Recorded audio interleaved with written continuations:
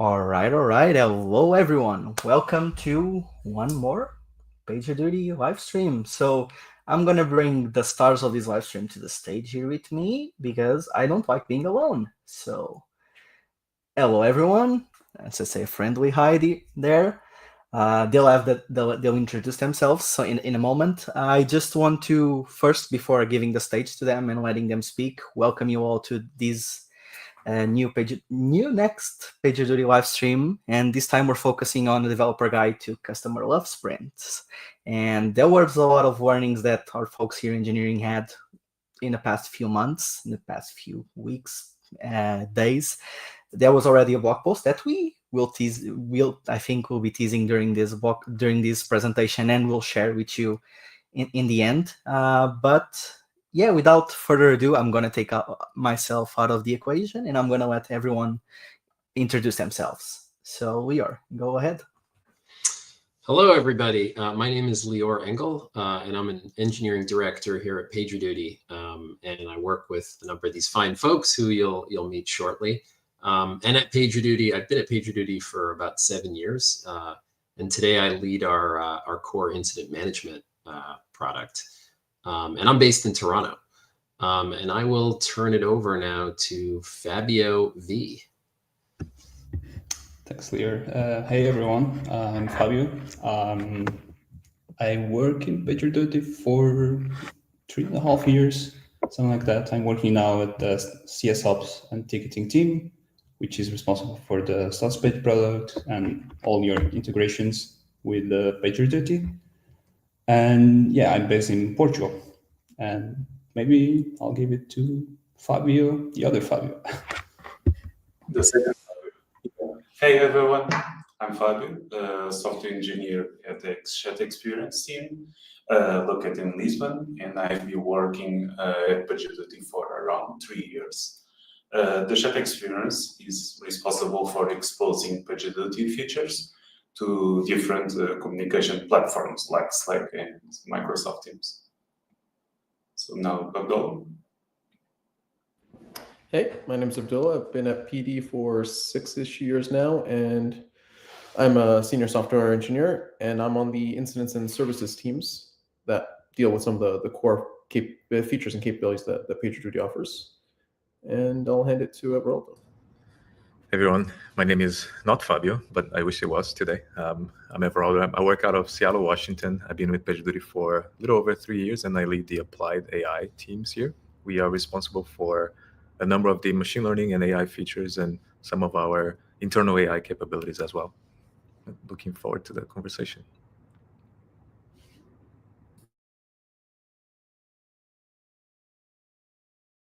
So yeah, now we're going to hand it over to Lior so we can start and tell you about today's agenda. Cool.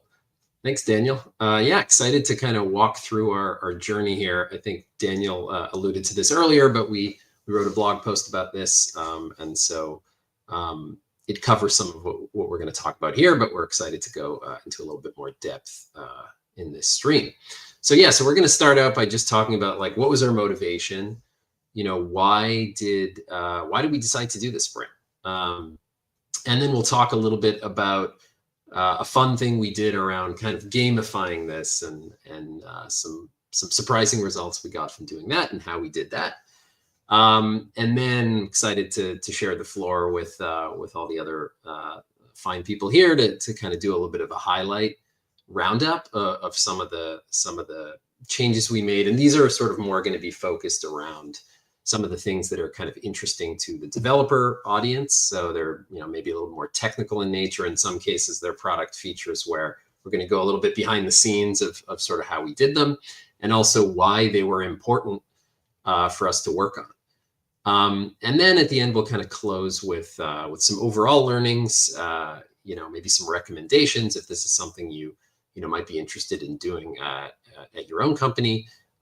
It was a really fantastic experience. I think you'll get some good insights there. And then at the end, we'll open it up for Q&A. Cool. Why don't we jump to the next slide? Cool. So just talking a little bit about some of the inspiration here. So for those who don't know, you know, Shopify is is a well-known company. does kind of e-commerce, for entrepreneurs.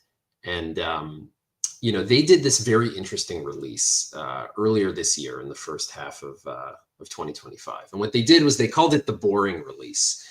And basically the idea behind it was that, teams are constantly shipping all kinds of exciting new features and innovations to the platform. But, the everyday experience of customers is also that they use the main product for, and the main core journeys of the product. And sometimes there's some pain points or friction points or like things that people have been asking for a while that don't always, they're not always the flashy things, but they're really very impactful to everyday users. And so what they did was they packaged up a large number of these sorts of changes and improvements, and they called it the boring edition. And you see in this video here that they made kind of, they turned a bunch of small things into a bigger thing in this release. And, they kind of walked through all the different parts of the product they focused on. And one of the things they did was they made some improvements that had been long asked for by some customers. So this was a really cool idea, and, came across it, I would say late spring of this year. And, this is something that is, fairly common at companies where there's always too much to do.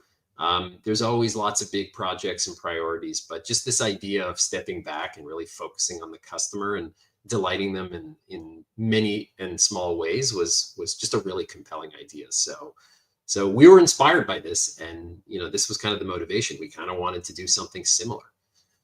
Let's go to the next slide. So, in terms of the actual idea here, what we wanted to do is we wanted to draw, at the time we were kind of thinking about this and planning, it was in the summertime. And as we approached sort of the fall, when we were kind of planning on doing this, we thought, hey, September is kind of feels like a fitting time to do something like this, right? Where it sort of has this ethos of, you're going to take a bunch of small steps and they're going to add up to something big and impactful. And so we decided to call it the Customer Love Sprint. So we basically set aside, 2 weeks. In some cases, it was a little bit more. We obviously, the goal was to, get things out to production. Some things took less time, some things took more time. But really the goal was to step back from, our planned roadmap and really set aside time across all teams. So this was an initiative across all teams, including internal teams. So every team at PagerDuty has a customer, and, obviously for some of the product teams, the customer is, you all, and for internal teams, other teams are their customers. So in all those cases, this was the ethos, right? And really, we just had a few simple themes, but the key thing was walk a mile in the customer's shoes. And, maybe they're long asked for, pain points that we haven't been able to prioritize yet. Maybe they're small things that you've noticed, using the product yourself. And one of the really cool things about working at PagerDuty is us as developers are also the customer, right? So we actually, this is, I think, something we've written about in the past, but PagerDuty uses PagerDuty. So we drink our own champagne, so to speak. And that means that we're using the product every day. And so we also have, pain points that we've run into that we would love to fix, but haven't always had the time. So those were totally fair game here as well. And I think you'll hear about some of those later in this presentation. But really, other than that, there really weren't any rules, right? It was kind of no changes too small. Look for delight. Maybe it's improving error messages. Maybe it's making something a little faster. Maybe it's, just making something a little bit easier to use, a little bit more polish. And really, other than that, this was a very bottoms up sort of initiative. Like there wasn't like a lot of top down, here's the list of things, go do them. Teams were really empowered to pick the things that they felt made sense in their context. And, they know their areas best. So that was really the idea. And I guess what you're seeing here just quickly is sort of a Slack canvas that we had where we kind of laid out, the goals and the objectives for the sprint. And further down in this canvas, we had some of these like really lightweight principles that I was just talking about. Why don't we go to the next slide? So yeah, so this was kind of a fun part where one of the things that we wanted to do was kind of get a little healthy competitive spirit going amongst teams. So this kind of started off as this idea of, hey, let's make a leaderboard and let's try to get let's try to see how far we can go, right? And so it's kind of a simple idea here, right? Like you have it. We use Jira here, so kind of had some labels. So if you had like an improvement that was like a single, ticket, let's say just a single change you're deploying to production, that counts as one improvement. Or if it's a little bit of a bigger improvement, and you'll see some of those as well in this presentation, those maybe you'd put them on an epic, and then that's one logical improvement. So that's sort of the context for, what are these counts about, right? And so the first thing we wanted to do is figure out, well, how many can we queue up, right? How many can we plan? And, I think the early thoughts were like, I don't know, maybe we can do 50, maybe 75, I don't know. And so, early on, once we got these kinds of planning dashboards going, then like it jumped pretty fast. And then basically we were looking to get to a point heading into the sprint where we had planned 100 improvements. And then you see kind of in the next image to the right, that as we started to get into the sprint, then we moved into execution mode. And then it became not about what you were planning, but actually what you had shipped. So if something here was in green, the numbers you see there, the middle one, that was like improvements planned. You can see it was pretty high. And then we were sort of tracking, how far have we gotten, right? So there we had 75, improvements shipped. And this moved really fast, and the numbers got big really fast. And that was kind of a pleasant surprise. Let's go to the next slide.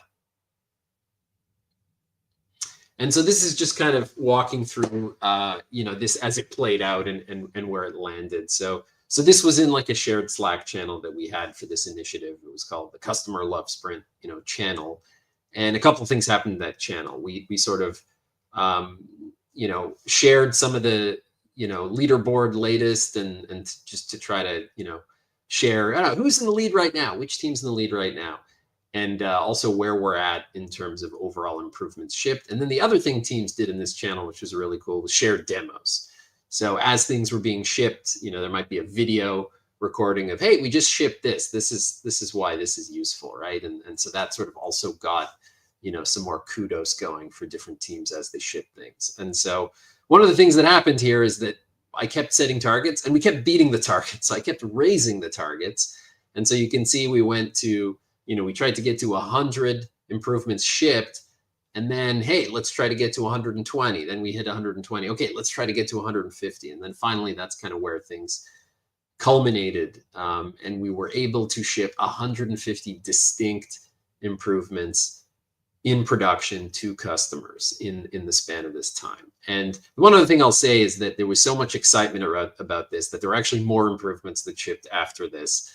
It was just, there was some momentum there, some things that were almost finished. So this doesn't reflect the absolute total number, but it sort of reflects hitting the target that we landed on. Cool. Why don't we go to the next slide? All right, so this is the part where I stop being a talking head and I bring in some of the other folks here on the call. And we talk about some highlights. So why don't we go to the next slide? And we'll start with performance, and I'll turn it over to Abdullah. Yep. Hey, so performance was one of the key focus areas as part of this customer love sprint. And one reason is because for relatively smallish performance improvements or medium size, they tend to have a harder time to make it into the general roadmap. So this provided a good opportunity to address some of those concerns.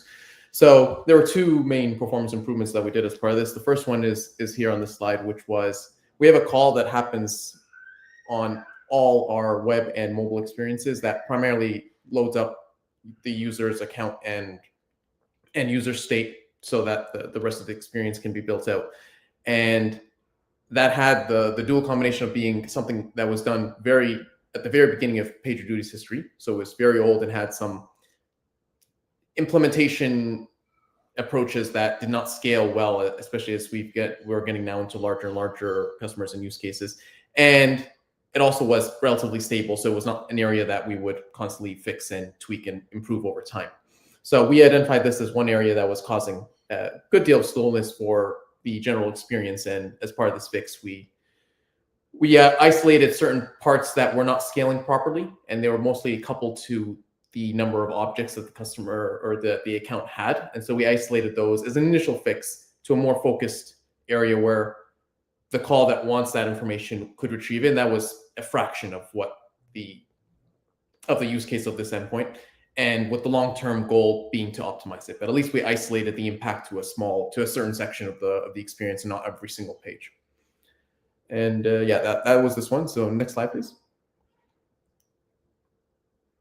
The other one was internal, having to do with the permission computation that we have for services, which is the primary permission computation for everything at PagerDuty. And here we had a number of issues, and they're all, again, coupled to scaling. So the first one was that at a certain number of technical services, the cache limit would be exceeded, so we wouldn't cache those services in memory, which didn't impact any actual customer, but was something that we were getting to. And so we wanted to fix that to avoid future problems. And another one was that we had some logic that tend to perform well under low scale usage, but as we were pushing things higher and higher, it started to buckle. So we had some list traversals that were rewritten to use map access so that we could have hash map much faster O1 access. And the last one, which is still a work in progress that we are rolling out slowly, is filtering the data set of permissions before trying to compute access versus the reverse, which is what we're doing. And that reduces the data set, which makes the computation faster. Again, something that at smaller levels was not readily impacting anything, but as we were pushing things higher and higher, it was going to be a problem. So this customer love sprint was a perfect opportunity to address some of these things before we had to deal with them in actual production. And next slide, please. Yep, and see, these are some of the graphs that show pretty much we cut them in half, and for the permission one, we reduced it a whole lot as well. So hopefully this is something that you see as you experience our mobile and web experience, that the pages feel a little bit snappier. And yep, next.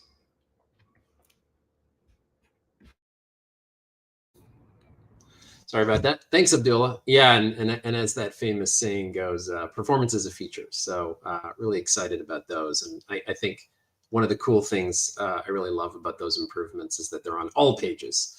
So they're not just sort of targeting a single page. They really kind of improve the performance across the whole web app and mobile experience. Cool. So this is another feature that we were able to release as part of the customer love sprint. And this is actually like a fairly complex feature to implement. And it might look like the slide is under construction, but actually that image is very intentional here, because essentially the story of this feature is pretty interesting. So it was initially developed a few years ago, and there were a few larger customers that had asked for it. And as you might imagine, in a complex system like PagerDuty, the incident lifecycle is fairly complex, and there's a lot of nuances and different ways that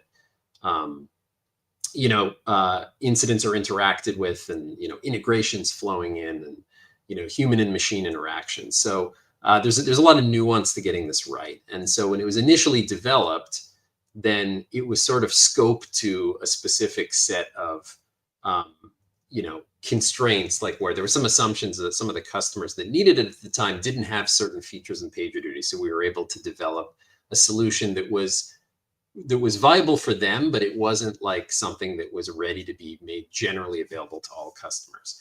Now, the interesting thing about this is that it is a pretty highly demanded feature. So lots of customers want it. It's, when you actually step back and you think about it, it's a pretty useful feature to have available generally, right? There's a couple of use cases that come to mind. One is, oops, I accidentally resolved by accident. The other one is, I have this major incident that we're working on, and okay, we fixed it. Oops, no, actually, wait, it's not fixed. We need to reopen it and start again. And what would have been required before this was you would have had to make a new incident, which is obviously not ideal because you lose all the context from that incident, and you have to basically move everyone over, re-add all your responders, and that's not the best experience, right? So basically what we endeavored to do in the sprint was see if we could basically dust this off and make it generally available to everyone. Next slide. So this is where, I like to say like the functional specs here for the win. So this is something that I talk about a lot with my teams, especially when you own areas of a product that have really complex business rules and a lot of different interactions. You sort of go from, when you think about the software development lifecycle and you think about, what typically happens. Maybe you have a product manager who makes a PRD, and then something is built, and then over time, maybe it's years and years and years, that software evolves. And it evolves and subtle changes happen to the business rules and new edge cases emerge, and they might actually motivate new conversations about how the requirements need to evolve. And so you end up with this kind of drift, right? And so it becomes really important to understand, like, how does this actually work? And, there's that old saying, like, the code doesn't lie, right? So if you actually, you take a complex but relatively mature piece of code and you like really sit down and try to document it from like a functional perspective, which is not necessarily not focused on, what are the requirements here? What are the business rules? But like, what is the actual behavior of the system? Because it's a living thing and it evolves over time. And so it just so happens with the incident reopen feature that earlier this year, we had done this full functional specification of the feature. So we had a really deep understanding of all the nuances of it, all the corner cases, all the sort of rough edges, so to speak. Maybe, there was a certain integration that it didn't work well with. And this was something that we found during this functional specification process. And so what this allowed us to do was pretty clearly, spec out what would be required to get it to GA with pretty high confidence.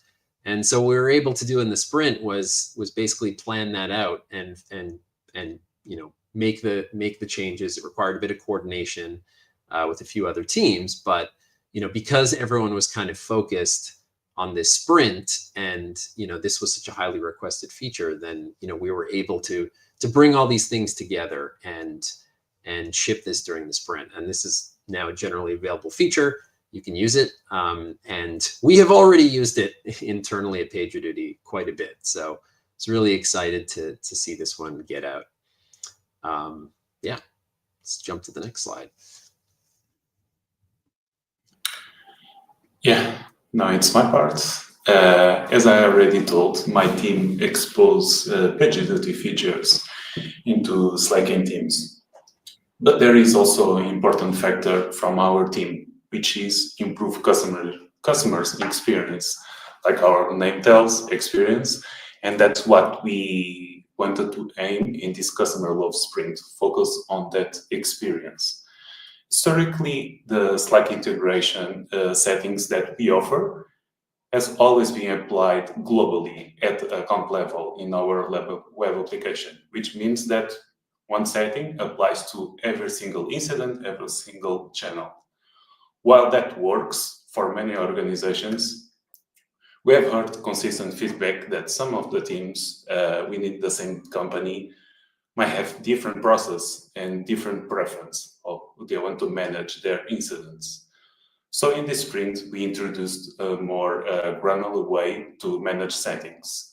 Now you can configure behavior at the channel level, meaning that each channel can override the default settings that you applied at the account level and act differently if you need. So essentially, as the slide shows, we added three things: a channel settings, which means that the customer can just type a command. I will showcase afterwards, and it can override any default settings and affect the behavior for that specific channel. Notification styles, which means that we are starting to change how we expose notifications, meaning that reducing the amount of verbose information for each notification. And also, we are exposing in that channel services that a customer or a team can trigger incidents without having a PagerDuty account linked to their Slack user. Next slide, please. Yeah, so the user types /PD settings, and it will show a informal message, is a private message to the customer, to the user that typed the command, which can adjust / override the settings that they want to apply for that specific channel. And that's what I will showcase, different some of the settings that we implemented in this customer love sprint. So I will share my screen. Share.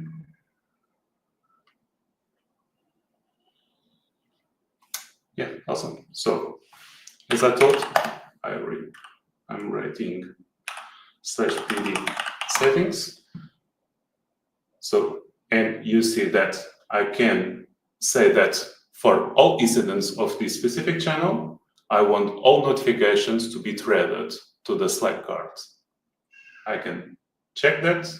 Although this is a private message, any action that I do will send a public message for anyone of that channel be aware that a setting has been changed.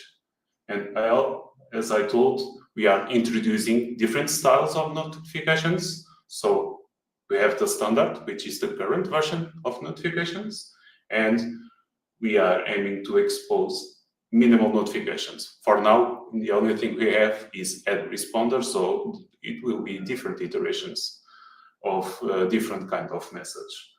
And also the last point, which was services that unlinked users can trigger incidents. So you can essentially select which PagerDuty service a user can trigger incident without actually mapping their PagerDuty account with their Slack user account. So I will just quickly showcase the thread and also the minimal styles. So I can just trigger an incident. Help. Slack service, I do create an incident here. Yeah, so I will acknowledge the incident and my notification was threaded. So, and the minimal notifications that we have currently is just only for the add responder. So I'm adding my colleague, and we do have less information from the current standard notifications. As I told, this aims to override, but we are also exposing these settings globally in case that our organization wants to keep the same notification in every single channels. So we have the thread updates in notification channels, also for dedicated channels, and the services that a user can trigger an incident without having that mapping. For the automation fans, we also expose the thread option in the incident workflow action, the Great Incident dedicated channel, where you can, in this toggle, say if for that specific channel you want by default to be threaded without manually type PD settings. And that's it. Thank you. Awesome. Thanks, Fabio. Should we go to the next slide? There we go. So now the next Fabio. On the CSOps and ticketing side, during this customer love sprint. We just tried to think of customer recurrent pain points that could be solved in a short amount of time and that could bring the most value. So on this first slide, I'll just talk about a really useful and highly requested status page feature that we shipped. Basically, we are now letting status page users to backdate the incidents post-updates, which sounds quite simple or boring, as Shopify puts it, but actually solves a huge pain point for both our customers and for us, because we are also using our own status page product. The use cases here can be many, like we can discover an outage happened way before it actually did, and we still want to communicate that into our external status page, or maybe even importing posts from other sources or providers. Well, before this, the status page would show the incident starting at the exact time that we would create the post and publish the post into the status page. And there was not really an option that we could customize that unless we would use our public APIs, which can totally mess up SLA calculations or make the outage look, the outage duration look shorter than it actually was. And yeah, of course, that's not really great for customer trust, which should be the goal when you have a status page. And now with this new feature, and as you can see there is this new input field with the publish time that you can set into the past. So with it, the timeline can be as honest and as accurate as you want. And under the hood, this got interesting because we had to decouple two different concepts that were previously tied together. On one side, we have the timestamp representing like when the incident actually happened, which is usually what our customers care about and what users care about when they visit the status page. Versus on the other side, the timestamp for when the post was actually published on the status page, which is mostly for reporting or operational purposes. Eventually, we had to do some data model changes that would allow us to track the actual publication, so we don't lose the data. We also had to be really careful with validation, like preventing future dates, obviously, but also handling some tricky edge cases. For example, now with this feature, you could backdate a resolved update, and that could essentially reopen a closed incident, which could confuse customers and mess up reporting. And maybe in some other situation that might be what you want, but usually that should not be the case, and it's probably just an user error. So we had to take those sort of edge scenarios into account and create some guardrails, warnings, and so on. And of course, this whole thing ties into our approval workflows and the event-driven publishing pipeline that we have around the status page and how we publish to the status page notifications and all of that. So we really had to make sure everything stayed consistent without breaking any existing logic, even though we had to do those data model changes. Next slide, please. Yeah, getting back to performance issues, we found out recently that we had some performance issues on the automated posts to the status pages. And automated posts, for the ones who don't know what they are, it's basically an option that we have to automatically post to a status page using PagerDuty incidents as a source. We can use instant workflows for that, where we can customize everything as we want. The triggers, how we post to the status page, the message, etc. Or we can do that in a simpler way using just the status page product. Anyway, we had some performance issues that we found recently, and the problem was hiding in an async background job, so it wasn't immediately obvious. But we had this one database query that sometimes will take up to 7 seconds to complete this. You can see there. It was a simple query, but it turns out even though we had a database index that should have helped, the query wasn't actually using it because of how that index was structured. So the fix was really simple. We created the new index that properly matches the query pattern and solved. We went from 7 seconds down to 20 milliseconds, which was a great improvement there. And finally, the next slide.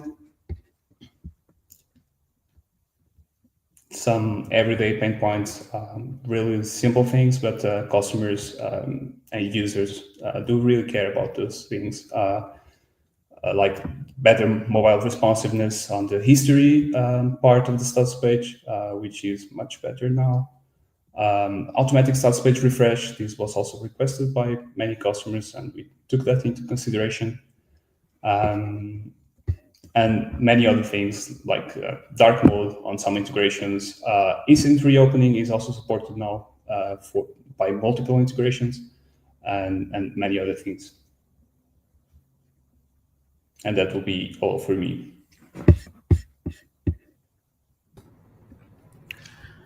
All right. So on the AI side of things, like we have recently released a few different AI agents. So you might be familiar with the PagerDuty Advanced product. And under that umbrella, we've recently went GA with a few different agents. We have a shift agent that folks can use to help address issues with scheduling. If someone's going on vacation, you can use a shift agent to find someone to replace them, among a few other things that you can do in that space.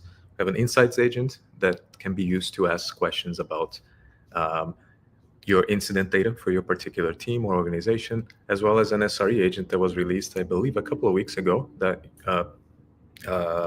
first responder can work alongside to help resolve and articulate some issues around incident resolution. So one thing that usually folks don't know is internally, there's a pretty elaborate process for developing these agents and releasing them. We have a multitude of teams working together on each of those separate agents. And one of the aspects that actually takes quite a bit of time to do well is evaluating them so that we can make sure that each of these agents, when they're released to the public, they work well, they perform how we expect, and that they also have a lot of different guardrails to prevent certain things that we don't want them to do. So this is pretty difficult to do internally. And one of the things that we also wanted to do on top of that was extend that functionality to different languages. We have customers across the world that would really love to use those agents, not only in English, but also their native languages. Right? And so this is one of the things that we took time during the Customer Love Sprint to add to some of these agents. So on the next slide, I'll talk a little bit about some of the challenges we ran into. Next slide. So one of the key aspects of adding language support, and if you've ever used ChatGPT or any other LLM, you may have noticed that they sort of inherently work on multiple languages, like no matter how obscure they are. So you might think that it's a pretty easy switch to toggle, and then suddenly these agents will work in different languages, but the reality is very different. We have to make sure that the capabilities that we are packaging as part of those agents work well in the new language that's been added. So in our case, we wanted to make sure that the performance of those agents in Japanese was high. And that also has to, we also had to ensure that the performance in English remained high. So by adding another language we also had to make sure that that did not affect the performance of the previously supported languages. The agent has to work across those different languages seamlessly, so you can interact with them in both languages concurrently. And that was actually quite a bit of a challenge to make sure that worked. And we also have a bunch of guardrails to prevent certain behaviors that we want to avoid, and those have to work across the different supported languages as well. So those were 4 key aspects that we had to ensure worked well during the Customer Love Sprint while we enabled Japanese support. So on the next slide, I'll give you a few more bits of information on the evaluation part. So for each one of our agents, to make sure those key areas were met, we have a pretty robust evaluation framework, which contains steps that happen offline. So as teams are developing these agents, they have an automated process that can be used to evaluate the performance of those agents. Initially, since our only supported language was English, we basically developed this entire framework around English tests. So we have a long data set of different types of interactions that can happen for each of those agents in English, as well as a process for obtaining the expected responses from the agent in that language. So as a team internally here at PagerDuty makes an update to that agent, those tests run and we capture the performance of those agents. So if that update makes the performance go down, we roll it back, right? We never release that unless the performance improves or is stable. And so as part of the customer love sprint, we extended those data sets to Japanese. We actually partnered with our Japan team. You would be surprised, but Google Translate only goes so far when it comes to translating these data sets. So we really did get a lot of help from our folks in the Japan team to validate the offline test sets. And so that was one interesting aspect of rolling out this additional supported language, was updating our own internal offline or regression tests. On the next slide,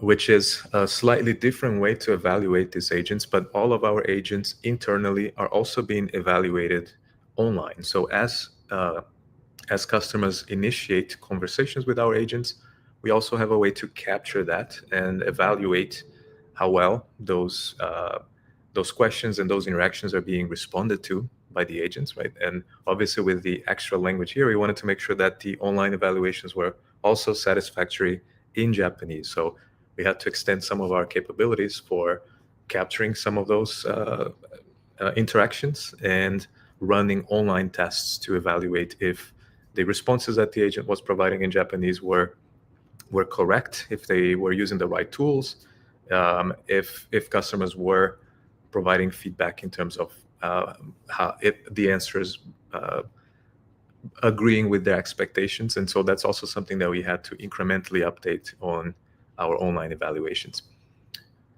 And on the next slide, I believe I have a quick demo here just to give you a quick picture of how this worked as part of our Insights agent. So for instance, here you see an example question that folks might ask the Insights agent. So here, someone's asking a question about alert fatigue. They're trying to figure out which teams in their organization have had a lot of incidents in the past few months. And that's one of the things that the Insights agent can do, can go and fetch analytics data about incidents for your organization, break it down by teams, and then give you a quick picture of what teams have had a large number of incidents. On the next slide, I think I have a static picture of that, so you can kind of see here. You can also follow up that question with requests for more information. So if I see that my team, for example, is trending in the wrong direction, we are having an increase in the number of incidents over the past few months. The PagerDuty Advanced product also has a RAG capability that can go and fetch information from our knowledge base. So if I were to identify here that this is a problem for some of the teams in my organization and fatigue is going up, they're getting more incidents, the RAG service, which is under the hood here as part of the same product, can give me a few tips of things that I can do. Like here's telling me I can go and turn on some features that will remove duplicate alerts, or I can set up some orchestrations to avoid some of the culprits here that were causing that fatigue. And all of that worked pretty well in English before customer support week came along. And on the next slide, I have the exact same interaction now actually working in Japanese, which is great. So the exact same question, I can't claim to know exactly what's said here, but trust me, a person with more knowledge of the language actually drafted this. And this is going to the exact same surface. It's going through the exact same route, and we're getting a very similar answer, right? So regardless of language here, we're capable of fetching that analytics data, providing information about which teams are seeing an increased number of incidents that particular quarter. And then on the next slide, I think it's just as a summary here. And then you can also send those follow-up questions in Japanese as well. And the agent's now capable of determining that Japanese, which is a supported language, was used and respond in that language as well. There's a lot more behind the scenes that might not be known to everyone, but we also go through a fairly strict legal process to vet all of these updates, right? Including making sure that these guardrails work well, no matter what supported language is being used in these conversations. And so we're really happy to see that this was something we were able to do within those 2 weeks. And we also set up now a framework for adding additional supported language in the future. So this was a pretty cool collaboration as well. And I think back to Lior. Yes, awesome. Thanks, Everaldo, and the Fabios and Abdullah. Yeah, I wanted to just take a little bit of time to talk a little bit about overall learnings that we had from the sprint. So we had a blast doing this sprint. I think it really kind of exceeded everyone's expectations, and it was kind of cool to see how the whole organization, like departments across the company, everyone got excited about this. You know, whether it's the field teams, the sales teams, everyone really got into the spirit of this and got really excited and joined the channel. And so really this first learning is the gamification idea is just super powerful. So, I mean, you see this out in the real world, like buttons and things like that. But really it's a really powerful motivator, and it really kind of brings about this kind of healthy, friendly competition between teams, and really a lot of like team pride. And and actually the team that won was the CS Ops team, which is Fabio's team. So they really took it to the next level, and I believe a close second was Everaldo's team. So yeah, that was really powerful, and really I think if you would have asked us like before the sprint started, like, how many improvements do you think we'll be able to ship? We were like, I don't know, maybe a handful on each team, but like we way blew past that, like way outperformed that, and that surprised everyone. But when you actually step back and think about it, like it kind of makes sense. It's an opportunity for people to be creative, to be competitive, and really to build on things that they already know. And oftentimes, there is groundwork, as you saw in some of the sections we covered here. Like there's some groundwork laid prior to the sprint, and so there's also this opportunity to capitalize on that. And yeah, just don't underestimate the compounding value of many small improvements, right? I think, it all started with, that inspiration that I talked about at the beginning, but that, a lot of small improvements can pack a big punch, and, the reception from customers has been fantastic. And it's been really validating to see that. And then, just a reminder, customer feedback's a gift. So the image you see here in the bottom right-hand corner is of a feedback box that we've recently added to the product. I think we added it in the late spring. And this is on every page. And this is really meant for, you often get feedback from, customers, and, maybe that is the admins or, some of the folks who kind of manage the PagerDuty instance at a customer. But like this feedback box is really geared at the end user, the person who's using the product every day, whether it's a developer or an operations person or whoever. And it's on every page, so you can give feedback that's as specific. It could be a nit, it could be a little thing, it could be a big thing. And we read these regularly, and this was a input source into this sprint as well. So that's something that is super valuable to us, and it also just helps us see all kinds of interesting qualitative things just about how users are experiencing our product every day that doesn't necessarily show up in some quantitative metrics that you might see.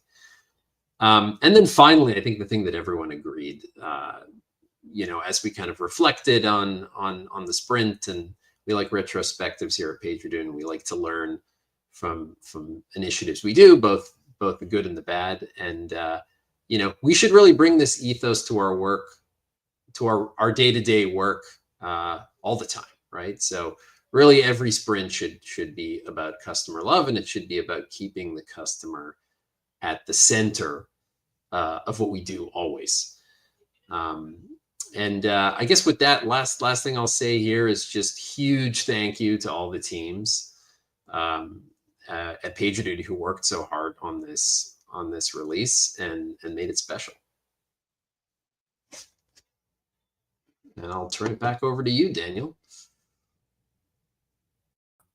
All right. So let me get all of our faces here now. Stop sharing the screen there for a bit. So everyone that's watching right now, here's your time. If you have any questions, drop them in the chat. We still have a couple of minutes before wrapping up. So if there's any questions that you have in the meantime from the presentations that you've seen, please drop it in the chat. In the meantime, while I'm letting folks think and decide if they have questions right now. Even if you don't, by the way, even if you don't have any questions right now, you can always drop them afterwards, either on LinkedIn, on the thread from the live stream on YouTube. This is going to be on demand so that you can all watch afterwards, and it's also going to be posted on PagerDuty Commons. So you can also ask questions there, and we'll make sure to follow up with. But in the meantime, I have my question of my own that I've been thinking while you have been doing this amazing presentation. Like, first of all, thank you, all of you, for taking the time to be here. This is inspirational. I would say I think it's very, very good to see the effort that we have been putting in, that you all did, to put the customer first, championing the customer, to making sure that we are telling people that we are hearing them, that we are giving them, we're acting on their feedback, we are shipping stuff, and we're delivering them everything. So from my side, and I think obviously from many other people, I want to thank you for this time. The question that I have here, it's a bit on, I'm pretty sure you might have done this on your retrospective, but out of curiosity, and this can be for one of you, for all of you, if you were starting this from scratch again, or if you were back then, back in the beginning of September, or if you're doing this now again, what would you do differently? And this can be for you, or it can be for everyone of you do the presentation. Maybe there are things that you found out that afterwards that be like, oh, maybe I would have liked to do this thing differently. So I'm curious. That's a good question. Yeah, I think, I guess just thinking out loud, I think that there were definitely a lot of things that when reflected on it, we did right. And so I guess one of the things I would say is with some of the things, maybe done them sooner. So for example, like I think we started some of the leaderboards, it was maybe like the week before. And so there might've been an opportunity to build up a bit more momentum earlier had we sort of started that a bit earlier. And I think, in hindsight, when you look back and you go, whoa, once we put that out, that was pretty like transformative in terms of how people were thinking about it. So really getting that out earlier, might have actually spurred that on even earlier. And also, like, as we kind of alluded to in the presentation, like there's this groundwork that teams are laying sometimes, and I think the more time you have to sort of think about that leading up to something like this, the more potential leverage you can get. You can maybe squeeze more juice out of a lemon, so to speak. So I don't know. Those are the two things that come to mind. Yeah, that makes sense. Like for me, I think some of the things that we wanted to work on, they're fairly complex and they require cross-functional collaboration across different teams, which is kind of hard to do within like a week or a few days. So one thing I would do in the next time we do this is try to form those cross-functional groups a little bit earlier so that folks can allocate their capacity and work together on some of the more complex issues that require multiple teams to solve. The other one, it's a little bit more inspirational, but I think a lot of customers are taking their time away for providing that feedback. I think there's an opportunity here for us to actually have them actively engage with the teams that are working on this, doing those customer love sprints. And because it's kind of a rare moment for us, but it's also very opportunistic. We can get feedback in real time and work with customers to enable some of these improvements that we are setting that week aside to do. So that would be a nice approach as well. Yeah, my take is what we will do different in my team was not exclusively focus on experience, as I demonstrate, but also to tackle some performance issues. But the thing is, we wanted to bring a different behavior in our chat softwares, and that takes time. We haven't fully release this. We are still dogfooding in our company, so we are still doing some minor tweaks. So it's something that it takes time to build, and that's why we focus in this first. But I would like, as a team, to tackle other types of things, such as performance here.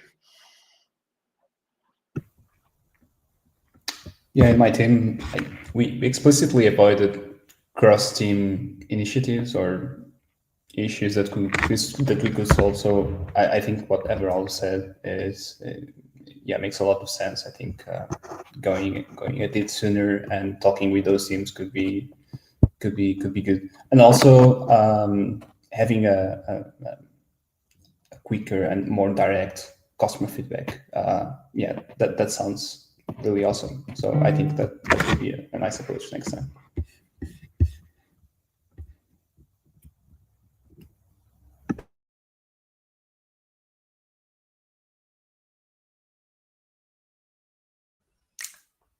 All right, if no one else wants to share anything, let me just double check how we are. We are also almost at time, so I think we can start wrapping up because I also don't see any comments that popped up in the meantime. So I want to, first of all, thank you all for being here, for taking your time once again. Let me just get up the slides back again. No, that's not it. So for everyone, I mentioned this already. Let's continue the conversation. Join PagerDuty Commons, where you can ask any questions about PagerDuty, any warnings that you have had during this session. Request also features. You might go there as well and share some feedback that we can forward back to our team, and maybe you'll be also contributing for a future Love Sprint. That would be exciting, right? So yeah, feel free to drop by PagerDuty Commons.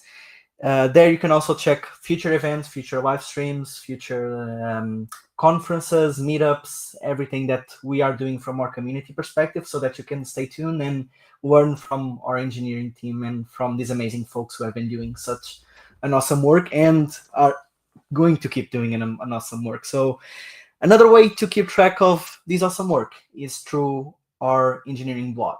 So this live stream that we're having today is based a bit on this blog post that was released on October 19th.